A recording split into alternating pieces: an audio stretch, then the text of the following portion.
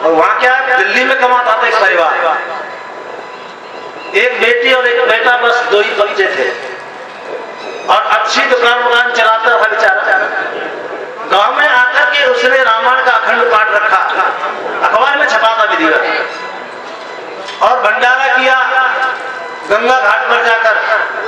कलकत्ते में कसला घाट ही घटना है, कासगंज वाले भंडारा किया कसला घाट पर जाकर के। वह सारे नाते रिश्तेदार संबंधियों को ले गया और भंडारा इसलिए कि वह तमाम साधु सन्यासी भी मिल जाएंगे और साधु सन्यासियों को भी भोजन कराएंगे तो पुण्य हम ज्यादा मानते हैं।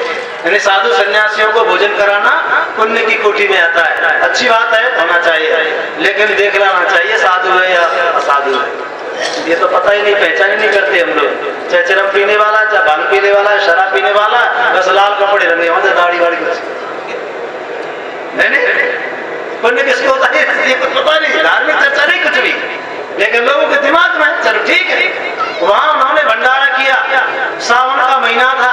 अभी आप बता रहे थे हमारे श्रावण के महीने में गंगा स्नान नहीं करना चाहिए, पुराणों के अनुसार ही। ये पौराणिक गाथा गाने वाले बेईमान ये सिखाते हैं और ये खुद कहते हैं कि सावन के महीने में, भादों के महीने में तो गंगा रजस्वला होती है। ये कहते हैं लोग, पौराणिक जगत के लोग। गंदा पानी होता है तो उसे स्नान करना अवैध नहीं करना चाहिए। लेकिन देखो अभी 20-25 साल से ये जो कावड़ वाले पूरे रास्ते बंद कर दिए जाते हैं भाई साहब, निकलना मुश्किल होता है। जहां हमारा 1.5 घंटे का रास्ता था वो 4 और 6 घंटे में पार हुआ। समझ में नहीं समझ? तो ऐसी बीमारी आपके पीछे धर्म के नाम पर कारण हुआ भाई साहब। वहां भंडारा चल रहा है, वो बालक स्नान करने के लिए अपने सगे संबंधी मित्र मंडली के साथ गंगा में चला गया, स्नान कर रहा था। स्नान करते करते अंदर घुस गया और जो पानी में भंवर आते ना, उस भंवर में फंस गया। एक बेटा था, भंवर में फंस गया, नीचे चला गया। और याद रखना, मैं आपको इस परिभाषा के तहत बताना चाहूंगा, बालक अंदर चला गया क्यों? बोलो क्यों चला गया? किसने भेजा उसे अंदर? वो तो गंगा मैया है हमारी, पार करने वाली है, मोक्षदायिनी है, सुख देने वाली है, हमारे सारे कलेशों को दूर करने वाली है। फिर लड़का कैसे डूब गया? अविद्या के कारण। हमारे ब्रह्मचारी बता रहे, अविद्या के कारण लड़का डूब गया। लड़का बारे में पढ़ता था, अनपढ़ थोड़ी था, सविद्या का है, अनपढ़ तो नहीं था, पढ़ा लिखा लड़का था, 12वीं में पढ़ता था। और उसके साथी सब पढ़े लिखे थे, BA वाले जैसे बच्चे बैठे हैं। हाँ, बात है जैसे को तैसा था। जल तो है लेकिन जल के बारे में ज्ञान नहीं था। और मैं जल के बारे में भी प्रश्न करने लग जाऊं ना तो आपको भी पता नहीं है भाई साहब। भले ही आपने MA कर रखा है या MSc भी कर रखा है, BEd कर रखा है, सब कुछ कर रखा है, और जल के गुणों के बारे में पूछने लग जाए तो आपके जल के गुण नहीं बता सकते, जल की गति नहीं बता सकते, जल का कार्य नहीं बता सकते। जब तक किसी पदार्थ के गुण, कर्म, स्वभाव आपको पता नहीं है, तब तक तुम उस पदार्थ से लाभ नहीं ले सकते, उसको उपयोग करके सुवर्जित नहीं कर सकते। हर पदार्थ के गुण, कर्म, स्वभाव को जान करके ही हम उस पदार्थ का उपयोग कर सकते हैं और उपयोग करके उससे लाभ ले सकते हैं और सुख प्राप्त कर सकते हैं। इसका नाम विद्या है। अब बोलो, एक ही बेटा था, चला गया दुनिया से, बोलो वंश चलेगा कि मिटेगा? मिट गया ना। अब तो गंगा मैया ने मिट दो। और याद रखना, 5 से 10 हजार वंश इस हिंदुओं के हर साल समाप्त हो जाते हैं दुनिया में। इस पूरे भारतवर्ष के अंदर गणना करने वाले लोग बताते हैं 5 से 500 मतलब 400-500 परिवार हर साल समाप्त हो जाते, तुम्हारे पास रहते नहीं है। एक अब तो ये नियम बना दिया। पहले जब 1983 में पढ़ा करते थे तब एक नियम था, कम संतान खुशी इंसान, ये नियम बनाया था पहले। और चलते चलते जब लोग आते थे ना, रिकवरी करने वाले लोग गांव में ब्लॉक स्तर के, तो बोले भैया ज्यादा ज्यादा 2-3 लड़के, 1-2 लड़की, बस 5 से ज्यादा संतान नहीं होनी चाहिए। उस समय पैमाना था 5 का। कम संतान खुशी इंसान में। मैं आपको बहुत अपनी अनुभूति बात बता रहा हूँ जो मेरे सामने घटे। इसके बाद चलते चलते 82-83 के बाद जब 1991 आया तो 1991 में नारा लगा, हम दो हमारे दो, हम दो बस, इससे ज्यादा नहीं होने चाहिए। फिर आगे नारा चला 2000 तक, आने पर 2000 में आ गए तो एक ही अच्छा। ध्यान देना। अब मुझे बताओ तुम्हारा बच्चा एक ही है, अब वो एक बच्चा, हाँ अब तो और बड़ा, हम तो हम ही अब नारा हम ही है, अब कोई ना हमारा, अब हम ही है, हमारा कोई यही ना। अब तो लड़का लड़का से ब्याह कर लो, लड़की लड़की से ब्याह कर रही है, ऐसे बेईमानों ने कानून बना दिया। महाभ्रष्ट थोड़ा सा।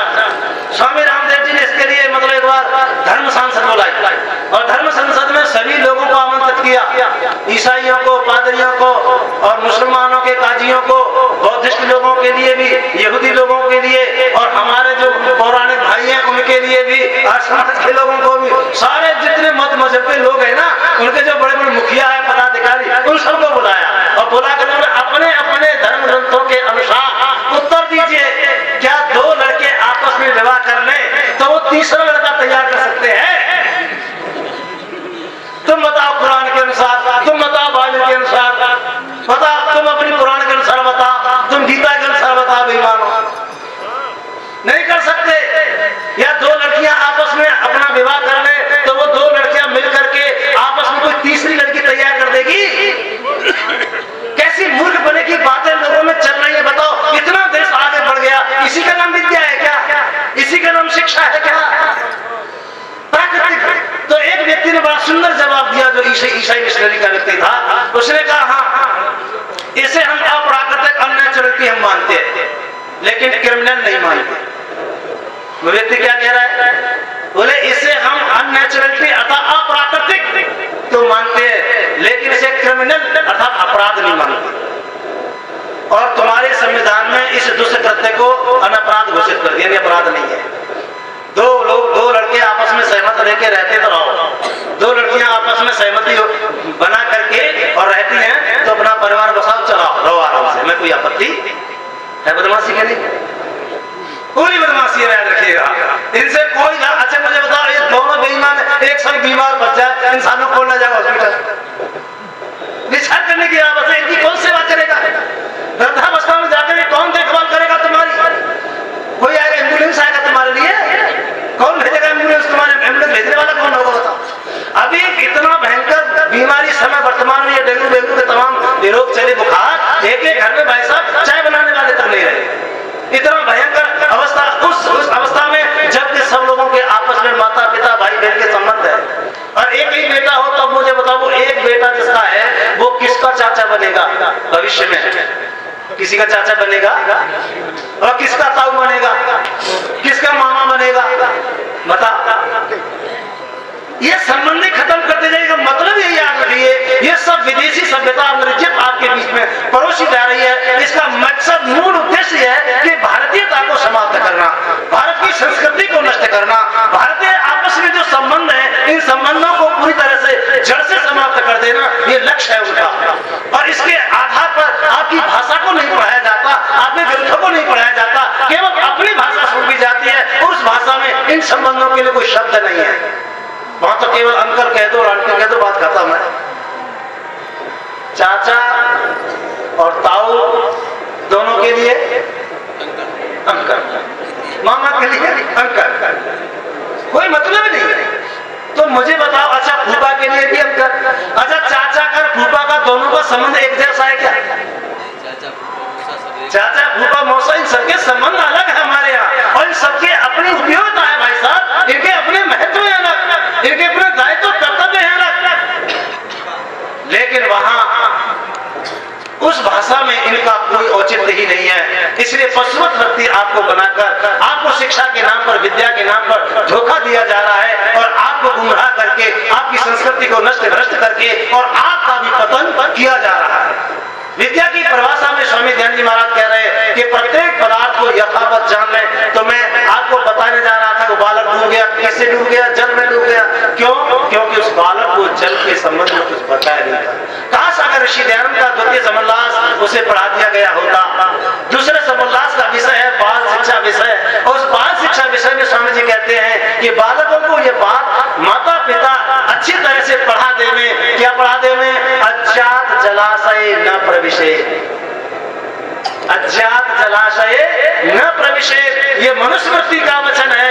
कहते हैं कि जहाँ जल का पता न हो, जल की थाह का पता न हो या कितना जल है, वहां कभी प्रवेश न करो, कभी मत घुसो उसके अंदर, चाहे वो गंगा है या कोई कितने भी आपका पुण्य का क्षेत्र है, चाहे तुम्हारा तीर्थ है, लेकिन वहां प्रवेश नहीं करना चाहिए, ये नियम है। और आज वर्तमान सरकार के लोग भी जब मेला ठेला गंगा के किनारे लगते हैं तो जहां गहरा पानी होता है वहां प्रतिबंध लगा दिया जाता है, बंद कर दिया जाता है, बांस गाड़ के वहां पुलिस का पहरा लगा दिया जाता है कि यहाँ न जाए, बोर्ड लगा दिए जाते हैं यहाँ गहरा पानी है, पानी अधिक है, कृपया इसमें यहाँ स्नान न करें। बोलो सरकारी गलती है। और तब बेईमान हो गंगा मैया की जय।